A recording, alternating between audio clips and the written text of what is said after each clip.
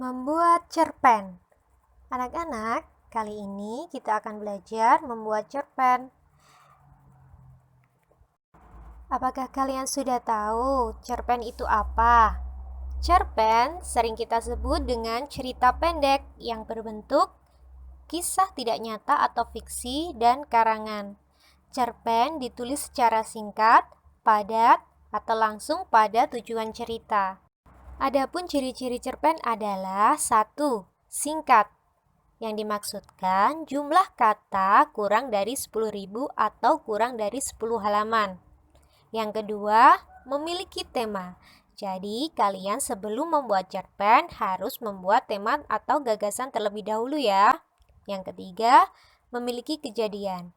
Kejadian atau peristiwa yang disampaikan harus menarik agar pembaca juga tertarik untuk membaca cerpen kalian. Yang keempat, memiliki alur cerita. Alur cerita di sini kalian bisa menuliskan alur cerita lurus atau tunggal. Yang terakhir, nomor 5, terdapat pesan atau amanat.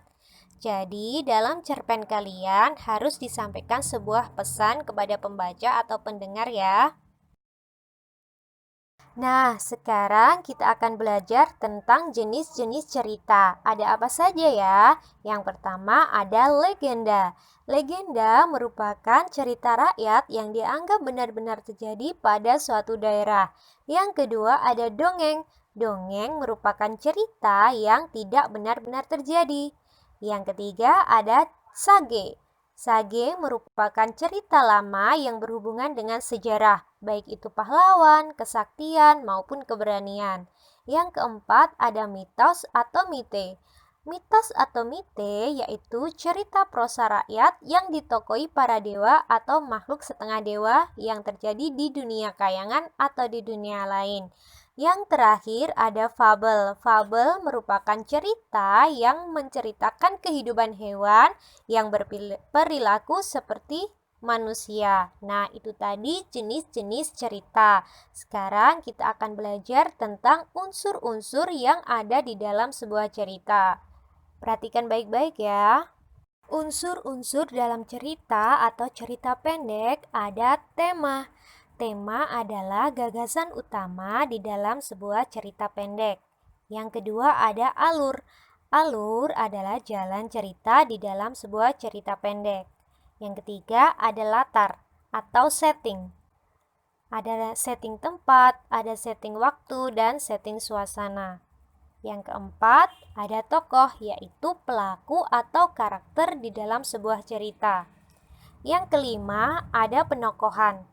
Penokohan adalah sifat ataupun watak tokoh dalam sebuah cerita. Yang terakhir ada amanat. Amanat yaitu pesan moral yang ingin disampaikan penulis kepada pembaca maupun pendengar.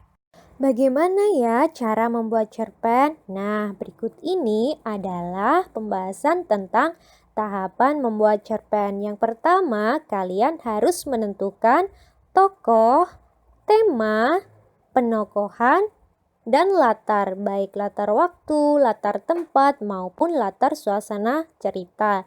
Yang kedua, menentukan alur cerita, baik itu awal, inti, atau tengah, dan akhir. Kalian sudah mempelajari belum bahwa alur cerita itu seperti rangkaian kereta api? Lokomotif sebagai awal cerita. Di situ kita bisa memperkenalkan para tokoh dan menunjukkan unsur dasar cerita, baik itu waktu kejadian, latar tempat, dan suasana. Sedangkan gerbong-gerbong yang ada di tengah itu merupakan inti cerita atau tengah. Munculnya masalah dalam cerita dan adanya penyelesaian masalah. Kemudian pada gerbong akhir itu merupakan akhir cerita atau kesimpulan.